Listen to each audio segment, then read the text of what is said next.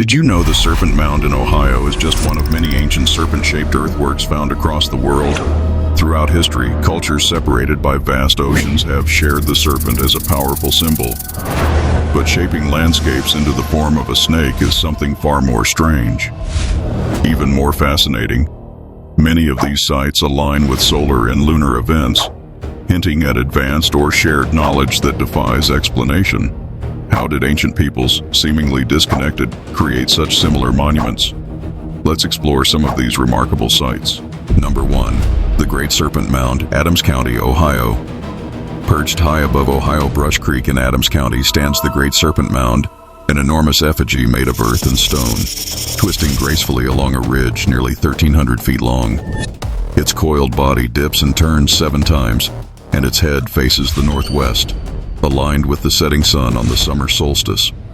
In front of the serpent's open jaws is a raised circular earthwork known as the egg.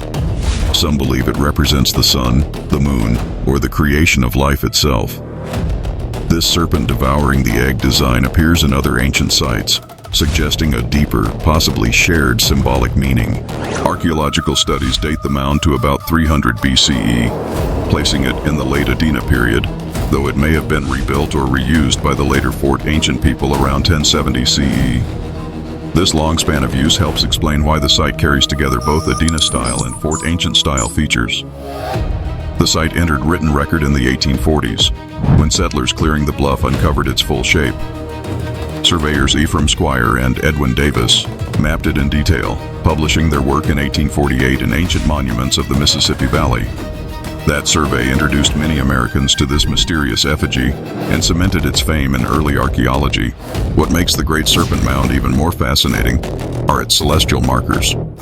Its head points toward the summer solstice sunset, while its coils line up with major lunar and solar extremes, acting as an ancient observatory, marking the cycles of the heavens. During the 1890s, the famed archaeologist Frederick Ward Putnam led a 2-month excavation at the site. In his lectures and reports, he described evidence he believed pointed to 4 distinct ancient groups on this continent. Eventually, he boiled them down to 2 main types: the long-headed people, whom he theorized migrated down from the north, across Alaska and into the interior, and the short-headed, round-headed people, whom he linked to populations from the south, perhaps as far as Peru. He suggested these 2 groups met and merged in the Mississippi and Ohio River valleys, right where the Great Serpent Mound stands today. Where are these long-headed and short-headed skulls today? Local stories add another layer of mystery to the scientific record. A fallen stone obelisk is said to lie in the woods below the ridge, rumored to have once stood at the site as part of the original monument. And another controversial claim dates back to the 19th century, when early excavators allegedly found a skeleton about 7 feet tall, with the bones below the knees missing on top of an altar. Whether this figure was ritualistically arranged, naturally eroded, or something more unusual has never been proven, but the story remains a staple of Great Serpent Mound legend.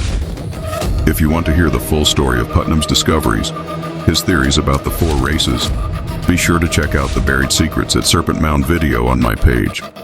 Together, the mound, the sky alignments, the legends of giants, and Putnam's ideas about ancient migrations connect the Serpent Mound to a much larger puzzle, one that hints at an ancient shared knowledge linking Earth, spirit, and the cosmos. Number 2. The Loch Nell Serpent Mound, Argyll, Scotland. Hidden in Glen Foshan, near Loch Nell in Argyll, Scotland, a subtle serpent-shaped earthwork winds along the western shore of the loch.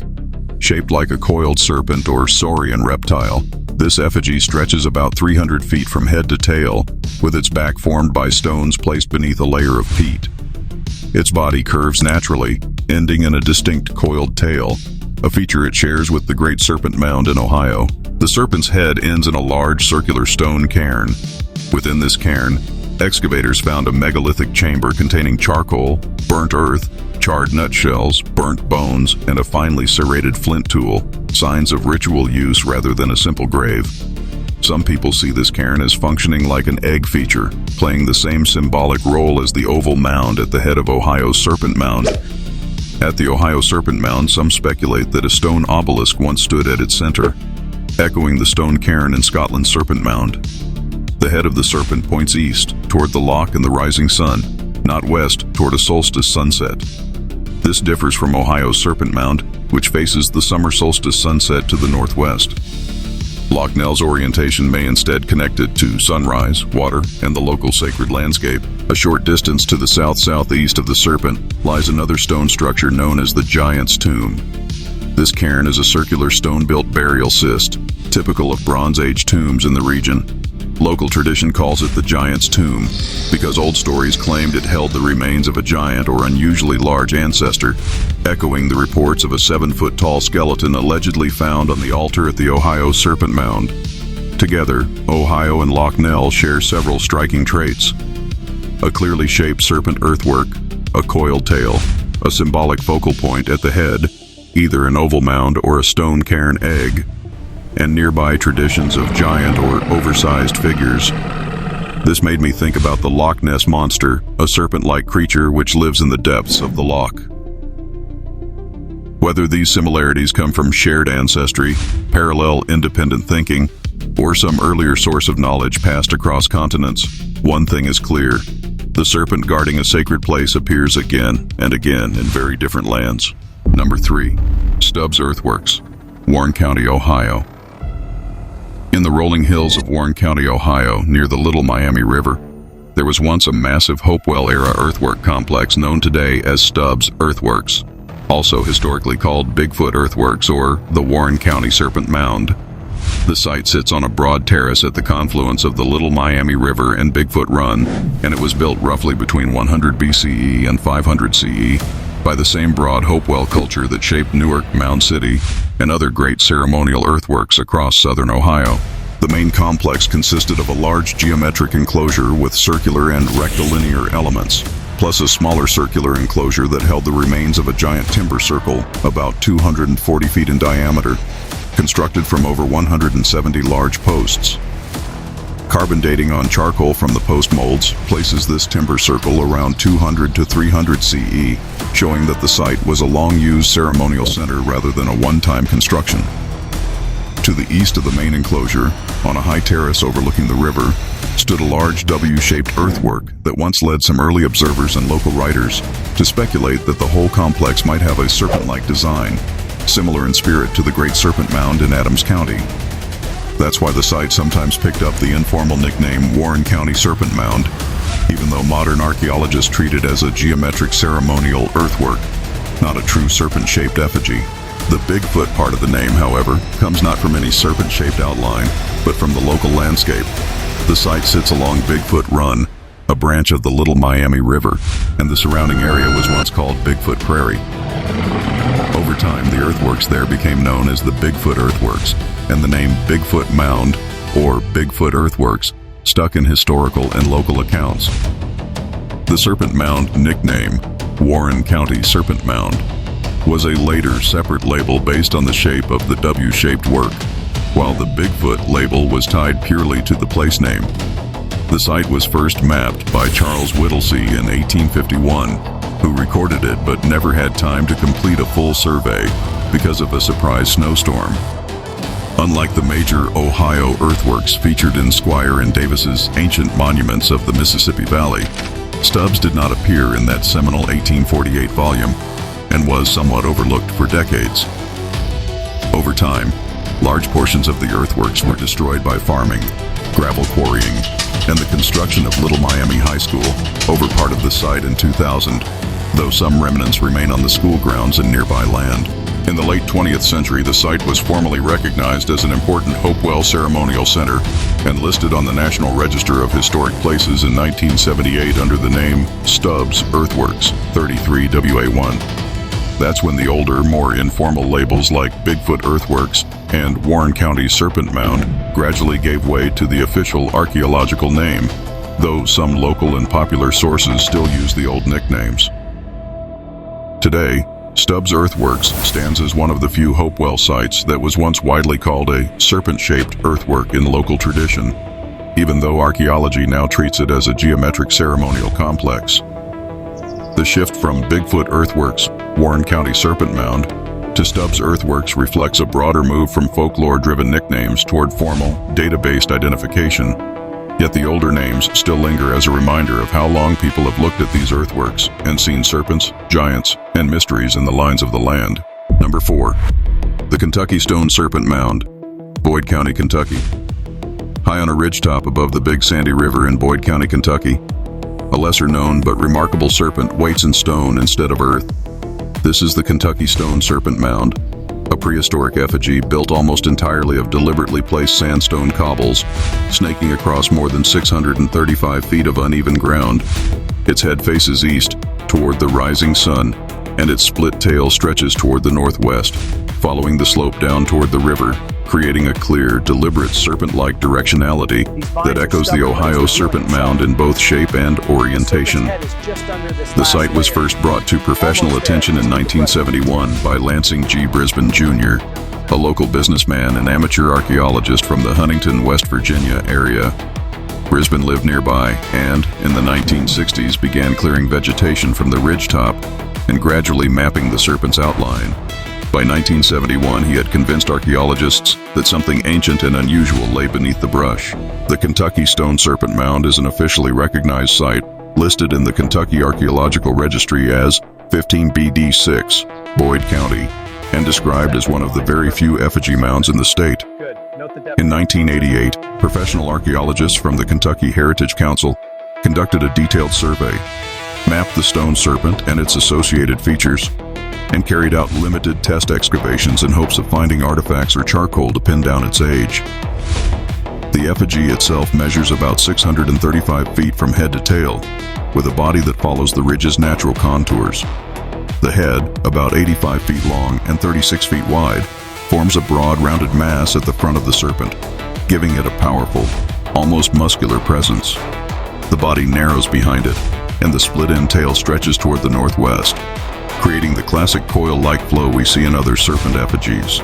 Just below where the mouth would be stands a 17-foot diameter circular stone ring set into the lower ledge. Many people interpret this ring as an egg feature, seeing it as a symbolic counterpart to the oval earth mound at the head of Ohio's Serpent Mound. Similar in meaning, though made of stone instead of earth. The ring and the serpent's east-facing head may also connect to the sun's path, with researchers noting possible solar alignments across the river toward the opposite ridge. Although the Kentucky team did not recover charcoal or datable artifacts, the shape and scale of the mound strongly resemble the Ohio Serpent Mound, which radiocarbon evidence dates from roughly 2,500 to 1,000 years ago. Given that overlap, archaeologists suspect the Kentucky serpent may fall into roughly the same Middle Woodland time frame, built by indigenous communities actively shaping the land into sacred symbols. Today, the Kentucky Stone Serpent Mound is preserved on private land owned by Ashland Oil, making it difficult for the public to see, but it remains a rare and well-preserved stone effigy in the Ohio River region. As a stone-built counterpart to Ohio's Great Earthen Serpent, and as a site that also features an east-facing head, a coiled tail-like body, and what many see as an egg-like focal point, it strengthens the pattern of recurring serpent effigy ideas across very different landscapes. Number 5. The Skeleton Mountain Stone Snake Effigy, Calhoun County, Alabama. High along the narrow crest of Skeleton Mountain in Calhoun County, Alabama, a long serpent-like line of stones winds through the forest. This is the Skeleton Mountain Snake Effigy, 1CA157, a prehistoric stone structure recently documented by archaeologists and local communities, and one of the few known stone serpent effigies in the American Southeast. The site was first noticed by local volunteers, amateur archaeologists, and native-affiliated observers, who recognized the serpentine pattern of stones along the ridge and reported it to professionals. In 2007, archaeologists from Jacksonville State University's Archaeological Resource Laboratory led a preliminary investigation, mapping the full length of the serpent and publishing their findings in a report titled Preliminary Investigations at the Skeleton Mountain Snake Effigy Site, 1CA157, Calhoun County, Alabama. The effigy sits on the high, narrow crest of Skeleton Mountain, overlooking what was once the Fort McClellan military area, giving it an elevated commanding position similar to other ceremonial serpent mound landscapes. The serpent is built from a loose wall of quartzite and limestone boulders stretching about 220 feet, around 67 meters, from one end of the ridge to the other. One of the key photos in the report shows portion of the skeleton mountain snake effigy, believed to be the snake's head, view facing north, indicating that the head area was photographed looking northward. The head itself appears as a triangular or diamond-shaped stone cluster at the upper end of the ridge, while the body narrows and runs downhill toward the lower end of the crest, which is interpreted as the tail. The report does not give a precise compass direction for the head or tail beyond that photographic orientation, so any claim about a clear east, west, or other horizon-pointing alignment remains an interpretation, not a stated fact. The structure is dated to about 2,500 years ago, placing it in the woodland period, and is attributed to prehistoric Native American populations active in the southeast.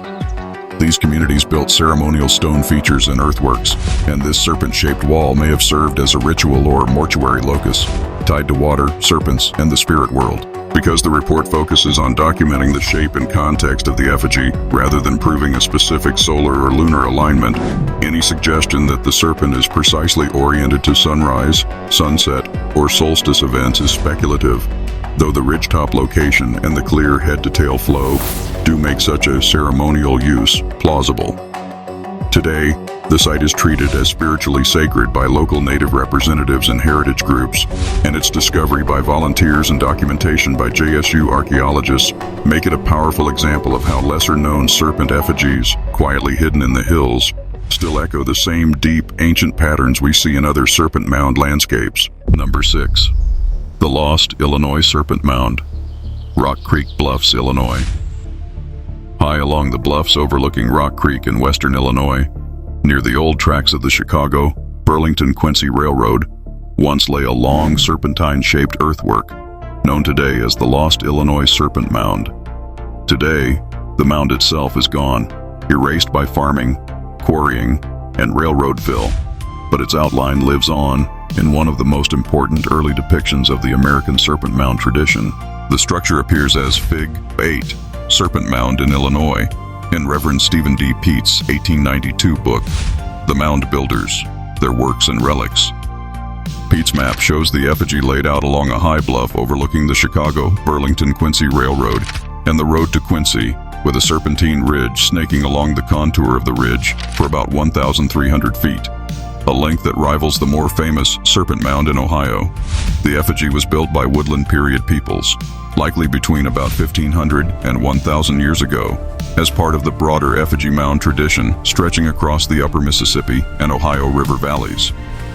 It was an earthen embankment, not a burial mound, and its undulating coils were shaped to follow the natural curve of the bluffs, suggesting a ceremonial or symbolic rather than a funerary purpose. The mound was first documented in the late 19th century by Pete and other early investigators, who described it as a long serpent along the Mississippi River bluffs above Rock Creek. By the 1880s, the Chicago, Burlington-Quincy Railroad had begun filling the area for its track bed, and local reports tie the effigy's final destruction to railroad construction around 1885 to 1886. Farming and erosion soon leveled what remained, leaving only sketches, maps, and texts as evidence. Unlike many burial mounds in the region, the Lost Illinois Serpent Mound appears to have been primarily ceremonial, possibly tied to stories of the underwater panther or horned serpent in Native American cosmology. Today, the land where it once stood is on private property, and no visible trace remains on the ground. Only the recordings of early observers, the drawings in Pete's book, and the echoes of a vanished serpent mound in the Illinois bluffs. As one of the many lost serpent mound effigies of the American Midwest, it stands as a quiet reminder of how many earthen serpents may once have stretched along the river bluffs, only to be buried beneath the railroad, the plow, and the forest. Number 7. Canada's Serpent Mound, Rice Lake, Ontario.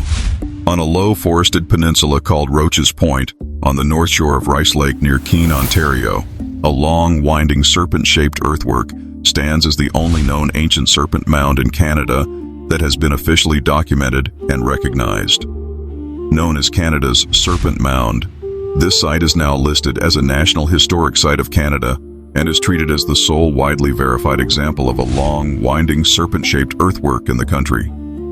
The story of the mound begins with David Boyle, an early Canadian archaeologist and antiquarian, who first recognized that a long, undulating earthen ridge near Little Rice Lake in Victoria County, Ontario, was not a natural feature, but a prehistoric human-made earthwork. His work in the late 19th and early 20th centuries helped establish that the serpent-shaped ridge was built by prehistoric mound-building peoples long before European contact. The main Serpent Mound is an elongated earthen ridge shaped like a snake, about 60 meters long and several meters wide. Its head points roughly east along the lakeshore, and its body curves in a long, winding line. Around it stand 8 smaller, rounded mounds, which some modern descriptions call the eggs, possibly echoing the oval egg mound seen at the Ohio Serpent Mound, though that interpretation remains an idea, not a proven archaeological fact. Altogether, there are 9 mounds on Roach's Point, with related earthwork features also found on nearby East Sugar Island, suggesting a carefully planned ceremonial complex. Archaeologists date the construction of these mounds to roughly about 2,000 to 1,950 years ago, placing them in the Middle Woodland period. The builders are associated with the Point Peninsula culture, a network of communities that spread across what is now central and southeastern Ontario, southwestern Quebec, and northern New York. Excavations over the last century have uncovered human remains, shell beads, copper ornaments, fossil coral, carved stone pieces, bone tools, and animal bones, all pointing to ceremonial use and long-distance trade connections. The mounds appear to have served both burial and ritual purposes, with the serpent and the surrounding mounds marking a landscape of memory and respect. The site sits within the traditional territory of the Michi-Sahgig, Mississauga Anishinaabeg, and the Hiawatha First Nation is the community most closely tied to the land.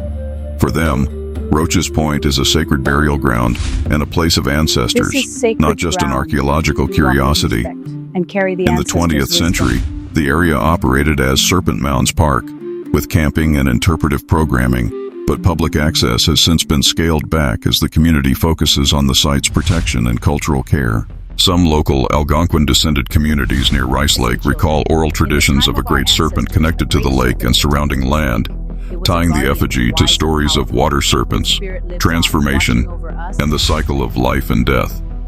These traditions, combined with the mound's shape and east-pointing head, suggest the serpent may have carried ceremonial meaning, possibly linked to ideas of life, death, and renewal.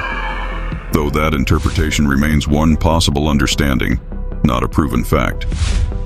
Researchers often mention Canada's Serpent Mounds in the same breath as Ohio's Great Serpent Mound, since both are long, winding effigies built roughly about 2,000 years before today, tied to mound-building traditions and complex ceremonial practices. While Ohio's serpent is larger and famous for its apparent astronomical alignments, the Rice Lake Mounds show that the idea of shaping the land into a serpent was not confined to the Ohio River Valley, but reached into what is now southern Ontario as part of a broader cultural and spiritual landscape. I have had people send me LiDAR images of other potential Canadian serpent mounds they have found, but as of now, none of those potential sites appear to be fully verified or officially documented. For the present, the mounds near Rice Lake remain the only known ancient serpent mound in Canada, officially recognized by archaeology and heritage authorities, standing as Canada's quiet, powerful echo of a much larger, continent-wide tradition of turning the earth into a sacred serpent. Number 8. The Lost Wisconsin Serpent Mound, Sauk County, Wisconsin. In the rolling hills near the city of Baraboo, Wisconsin, a serpent-shaped earthwork once lay hidden among a cluster of ancient mounds, but today it survives only in a brief, early 20th century newspaper account. This lost Wisconsin serpent mound comes to us not through maps or photographs, but through a single passing mention in a 1907 article in the Baraboo News, titled Sauk County Antiquities. The story begins with Mr. A.T. Case, who walked the land near his home with Professor A.B. Stout, locating a group of 15 mounds in the area just southwest of the Baraboo city limits. By that time, many of the mounds had already been entirely leveled by farming and development, and the rest were worn down or disturbed. According to later notes and an old plat of the city, about 12 scattered mounds once extended from the high bank of the river down to the spot where Mr. Case's barn now stands. Within that cluster of mounds, The article reports that there were 2 mammal effigies and 1 serpent-like mound, making this one of the few hints of a serpent mound effigy in Wisconsin. Unfortunately, the newspaper gives no clear drawing, only a brief reference, and the piece ends by saying that the exact size and shape of these mounds will never be known. Over time, local plowing and building erased what remained, leaving no visible trace on the ground today. Because the site was never fully mapped or excavated, and because the only surviving record is this short journalistic note, no one can say with certainty who built the Serpent Mound, how long or tall it was, or whether it had any egg-like feature or solar alignment. The lost Wisconsin Serpent Mound remains a ghost in the written record, a possible echo of the same Serpent Mound tradition seen in Ohio, Illinois, and Canada, glimpsed only for a moment in an old local newspaper before it vanished into the sod. Number 9. Medicine Knoll Rattlesnake Stone Effigy, South Dakota. On a grass-covered hill called Medicine Knoll, southwest of Blount in Hughes County, South Dakota, a long line of stones once traced the outline of a giant rattlesnake across the prairie. This stone rattlesnake effigy is one of the best known of several prehistoric serpent petroforms scattered across the northern plains, built by Northern Plains peoples, including ancestors of the Sioux, for ceremonial, vision quest, or commemorative purposes. The effigy lies on a hilltop, along with other serpent-shaped stone figures, such as those on Snake Butte north of Pierre and near Harold, all aligned on high ground in central South Dakota. These stone serpents are made of hundreds of carefully placed rocks, running roughly 180-360 feet long, with defined heads, sometimes with eye stones, sinuous bodies a few feet wide, and tapering tails of smaller stones. The Medicine Knoll example is thought to be about 500 years old, making it one of the more recent earth-shaped serpent figures in North America. In Sioux legend, serpents appear as both destructive forces, like storms or water serpents that attack villages, and as powerful guardians of the underworld that can grant protection or insight.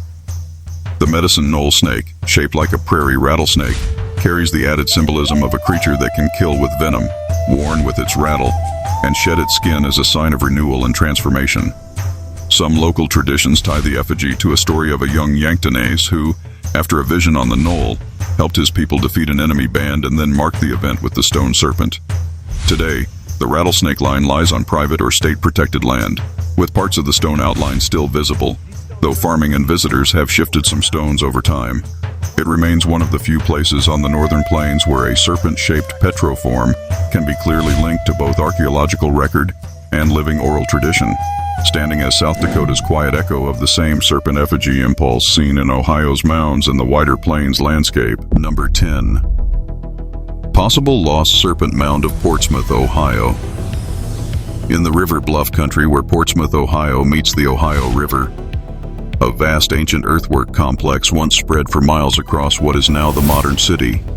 Known as the Portsmouth Works, this sprawling network of mounds, enclosures, and long embankments covered about 800 acres along the north bank of the Ohio, centered on the Scioto-Ohio confluence. Most of it has been buried under streets and buildings, leaving only faint traces, the most visible of which are the 4 remaining posts of the Great Circle in what is now Postage Stamp Park. The heart of the Portsmouth Works was a Hopewell-era ceremonial complex, built roughly between 100 BC and AD 500 by the same broad culture that created Newark and other large geometric earthworks. The site featured a huge circular enclosure over 1,000 feet across, an 8-sided octagon, horseshoe-shaped walls, and long parallel embankments that ran along the riverside bluffs. These works were carefully aligned with the sun and moon, and they likely served as a major ceremonial hub for feasting, burial, and gatherings tied to the Hopewell interaction sphere. Nowhere in the standard archaeological record is there a clearly labeled serpent-shaped effigy at Portsmouth. The site is described as a precision-engineered geometric complex, not an animal effigy. But a local from Portsmouth has told me that, according to long-standing local tradition, one of the long, winding embankments stretching from Kentucky into Ohio was understood by older residents as a Great Serpent Mound, even if later scholars never officially classified it that way. Because of that tradition, The idea of a possible lost Serpent Mound of Portsmouth hangs between documented earthworks and oral memory. The site may not show a classic serpent-shaped mound in the way Ohio's Great Serpent Mound does, but the long curving lines of its embankments and the persistent local legend suggest that, for some people, the Portsmouth works once carried the ghost of a serpent laid out across the river bluffs, now all but erased beneath the modern city. It is said the head of the snake was in Mound Group A, the midsection was in Mound Group B, and the tail section was in Mound Group C. Adding to the mystery, there are long-running stories about giant skeletons found all over Ohio, including in and around Portsmouth, Ohio, a city that sits on the Ohio-Kentucky border along the Ohio River. I came across an old item dated September 30th reporting that the skeleton of a prehistoric giant has been exhumed in Kentucky, 12 miles below this city. The skeleton is 8 feet in height and 4 feet across the shoulders. Whether that account holds up to modern scrutiny or not, it fits into the wider folklore of the region. A landscape where the earth is shaped into immense, winding works, and the very bones of the people who once walked there are said to have been unusually large. Together, the possible serpent-like embankment at the Portsmouth Works and the tale of a buried giant deepen the sense that this site may still hold stories, and perhaps even more physical secrets that have not yet been fully written or discovered. Number 11. Rice County, Kansas. The serpent that swallowed the egg. In the rolling prairie near Lyons, Kansas, there is a place where the ground itself forms a long, low serpent carved into the sod. The Rice County serpent intaglio runs about 160 feet long and is roughly 16 feet wide, cut as a shallow trench with raised edges, making it a negative earthwork rather than a mound. The head of the serpent is clearly oriented to the northwest, with its open jaws pointing toward the ancient Quivira village sites a couple of miles away, while the tail stretches southeast, curving back across the field like a coiled earthbound snake. The most striking feature of the design is the egg-shaped oval that sits directly in the serpent's open mouth, as if the creature is in the act of swallowing the egg. This egg-swallowing configuration is not just an interpretation. It is clearly visible in the 1980s lime-highlighted aerial photo, where the lime-filled trench reveals the serpent's body curving away from the egg and the head fully enclosing the oval shape. The image strongly suggests that the builders deliberately placed the egg inside the serpent's jaws, giving the work a clear, almost symbolic narrative rather than a simple abstract outline. Archaeologist Dr. R. Clark Malum, working with local farmers and colleagues in the 1970s and 1980s, mapped the site and later poured biodegradable lime into the trench so an airplane could photograph the full serpent. The resulting image shows the serpent's head and jaws facing northwest along the line of the effigy, while the body undulates toward the southeast. Malum noted that the serpent's mouth appears to point generally in the direction of the Quivira village remains, giving the whole earthwork the feel of a sacred line, connecting the serpent to the living villages of the Wichita ancestors. In terms of astronomical alignment, there is no clear, widely documented evidence that the Rice County serpent intaglio was deliberately oriented to specific solar or lunar events the way Ohio's Great Serpent Mound is often interpreted. Like the Ohio Mound, the Kansas serpent runs roughly northwest-southeast, with its head turned toward the northwest. But the difference lies in the evidence. Ohio's serpent has been repeatedly measured and written about for its summer solstice sunset alignment, while the Rice County example has not yet been treated the same way in formal studies. That said, the fact that both serpents follow a similar NWSE axis, snake-shaped, egg-swallowing, and oriented in the same general direction, raises the possibility that the Rice County intaglio might also carry a subtle celestial meaning, even if that has not yet been mapped or widely accepted. For now, its orientation fits more clearly with mythic and ceremonial symbolism, pointing toward the Quivira village sites and the stories of the serpent and the egg, rather than a clearly documented solar or lunar calendar. In Quivira and Wichita oral tradition, serpents can carry layered meanings: danger, transformation, and connection to the underworld, but also links to creation and the cycle of life and death. The image of a serpent swallowing an egg, a source of new life, fits neatly into that symbolism, whether as a myth of protection, renewal, or a cosmic event such as an eclipse. Today, the land containing the Rice County serpent intaglio is being reacquired and cared for by the Wichita and affiliated tribes, bringing this ancient effigy back under the guardianship of the people whose ancestors may have watched it from their villages 600 years ago. Number 12. Bonus story. I found this one halfway through editing my video, so I will just briefly mention it, as I did not have as much time to research it. The Rotherwas Serpent Mound, also known as the Rotherwas Ribbon, is a Bronze Age serpent-shaped monument located on the southern edge of Rotherwas, near Hereford, in Herefordshire, England. It was discovered in the early to mid-2000s during roadworks, when archaeologists uncovered a sinuous, snake-like structure about 60 to 75 meters long, running roughly north to south across the landscape. In terms of materials, it is not a simple earth mound. It is a linear, ribbon-like surface made primarily of fire-cracked stones and pebbles, about 6 to 8 meters wide, laid down over a prepared surface or shallow hollow. These stones were deliberately heated and shattered, then arranged in a dense, metalled stone pavement that gives the serpent its form, while underlying layers include silty clay and colluvial deposits, meaning there is both stone and earth involved in its construction. Experts believe it was built by early Bronze Age or late Neolithic communities around 2000 to 1500 BC, as some kind of ritual or ceremonial way or monument, possibly linked to funerary practices, since nearby excavations have turned up cremated human remains and burnt timbers. This concludes my list of serpent mounds I've been collecting and researching for a while now. I've also heard rumors of others, like possible sites in Hamilton County, near Cincinnati, or smaller, unverified serpent-like earthworks in West Virginia, as well as a possible serpent-shaped feature in Livingston County, New York, near Letchworth State Park. But I couldn't find solid, well-documented information about any of them online, so they didn't make it into this video as confirmed entries. I wanted to put this together before I ended up forgetting some of the sites, because so many are already overgrown, plowed under, or quietly lost to time. I strongly suspect that if there are this many serpent mounds and serpent-like earthworks still known or only partly documented, there were probably many more at one time, and some may still be out there, waiting to be found, recorded, and added to the story. If you know of a serpent mound, serpent-shaped earthwork, or petroform, including anything like the rumored sites near Cincinnati, West Virginia, or New York, please drop it in the comments. I've just gotten a new camera, and one of my goals is to start traveling out to these locations to film, photograph, and respectfully share their stories. Thanks for watching, and don't forget to like, subscribe, follow, and share if you enjoyed this video. Keep camping, keep exploring, and keep your eyes on the ground. The next serpent mound might be under your feet.